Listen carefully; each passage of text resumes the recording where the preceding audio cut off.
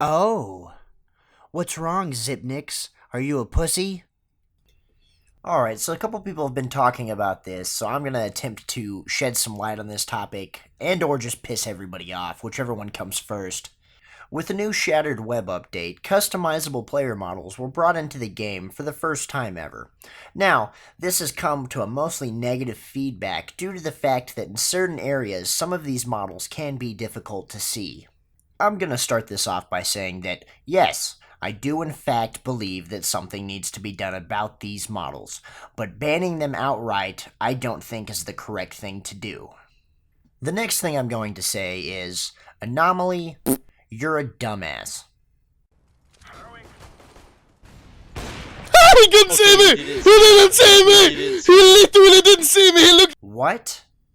No part of any of that counts as him not seeing you. Let me slow this down and explain. Now, the sense of he didn't see me that Anomaly is talking about in this clip He didn't see me! is the fact that he has a special player skin equipped and he's trying to prove that he blends in with the background when sat in a specific spot. Anomaly didn't even give this guy a chance to spot him because he shot him before he hit the ground while he was in midair. He shot this guy before he had time to react and go, "Oh my god, there's a guy sitting on the grate. Why is he sitting on the grate? Nobody sits on the grate. Who does that?" Anomaly is a garbage tier player who doesn't understand the fundamentals of Counter-Strike, and he's also getting spanked 1-5 in this match. That's just the kind of trashy thing that someone getting spanked that hard would do. But anyway, this is a good segue into my next topic, crappy hiding spots. I guess people seem to have forgotten this old spot on Dust 2. Camouflage in Counter-Strike is not some new topic, it's not some new thing. Lots of people would sit behind this car on the old Dust 2 map and just wait. Much like Anomaly was trying to do in the previous example. He didn't see me! These are called one and done spots. Now obviously you can figure out what that means by the name. After you use the spot once, you generally never use it again in a match because people will start checking it regularly after they've seen it. And it's not uncommon for people just to pre-fire them outright if they know where the spots are at. Now, onto the Zipnix thing. The Counter-Strike Professional Players Association, or the CSPPA, has banned the use of player skins in competitive play, so that's where the joke at the beginning of the video comes into play. Honestly, I mean no harm to Zipnix himself. I'm sure he's a swell guy. I was just trying to get people's attention. Anyway, let's talk about the banning of skins. Most of these models are models we have seen before.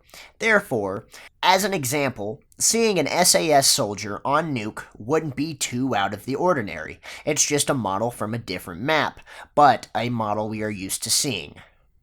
Now obviously there's the whole ESEA models, but I'm not going to get into those. Those models we will just have to learn as we play. The next large thing we have is the color issue.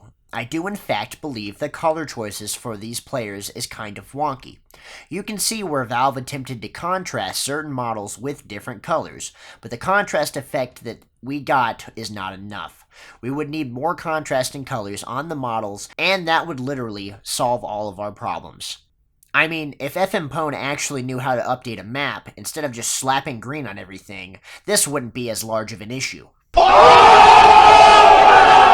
We, as Counter-Strike players, well, the good ones anyway, are trained to look at the minimap regularly, so all this backlash is just being blown out of proportion, and people like Anomaly are no help.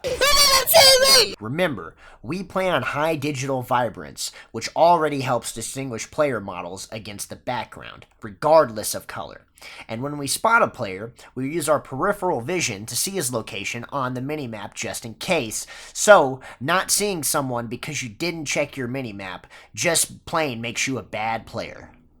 Lastly, the banning of these skins takes away my freedom to express myself as a player, and that is something that I, along with Valve I'm sure, will not stand for. Thank you for your time, and I hope when Valve comes with a color change update that you will allow me to use my skins once again in competitive play. Seriously, Valve, put your foot down. There's no reason for this to be that big of an issue.